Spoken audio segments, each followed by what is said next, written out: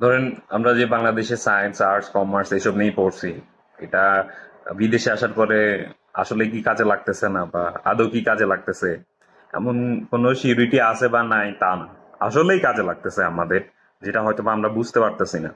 যেমন আমাদের আগের মানে আগের থেকে আগের যারা আমাদের জন্মের আগে সৌদি আরব বা অন্যান্য দেশে আসছে, তারা এত সহজে মানে চাকরি বাকরি শুরু করে সবকিছুতে এত সহজে সেটেল হইতে পারে নাই বা এত সহজে সবকিছু ধরে রাখতে পারে নাই, যেটা বর্তমানে আমরা পারতেছি।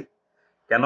কারণ কথা হচ্ছে যে আমরা মানে পড়ালেখা করার কারণে হয়তো বা দেখা যাচ্ছে ইংলিশ বা এই হাবিজাবি হিন্দি বলেন বা আরবি বলেন সবকিছু মোটামুটি ধরে ফেলতে পারতেছি। যেমন আমার ব্যাকগ্রাউন্ড ছিল মাদ্রাসার, আমি দাখিল পাশ করছি মাদ্রাসা থেকে।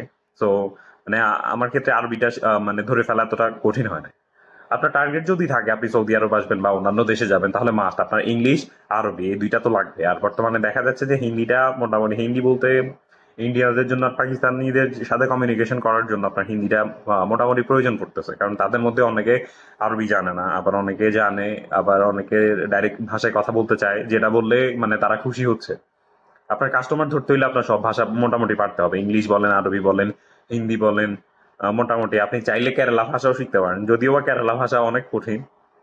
এরপরে যদি আপনি অন্যান্য দেশে যাইতে চান, তাহলে অন্যান্য দেশে যে দেশের ভাষা কাজে আসে ওই দেশের ভাষাটা আগে ভাগে শিখে রাখা দরকার।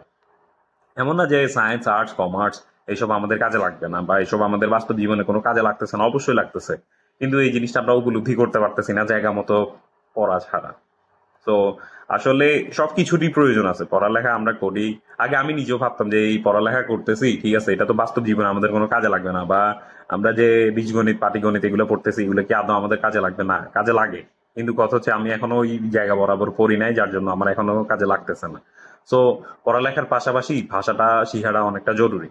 আপনি বিজনেসের খাতিরে বলেন, আপনি অন্যান্য মানে যে কোনো ওয়েতে বলেন, আপনি ট্যুরিস্ট হবেন বা অন্যান্য কিছুতে আপনি বাইরে আসবেন, আপনার ভাষা লাগবে। ভাষা ছাড়া আপনি আটকা পড়বেন, না না হইলে আপনার লোক হায়ার করতে হবে যে ভাষা জানে। সো নিজের পকেট থেকে টাকা খসায় অন্যদেরকে ভাষা জন্য হেল্প নেওয়ার চাইতে নিজে যতটুকু পারেন শিখে নেওয়াটা বেস্ট।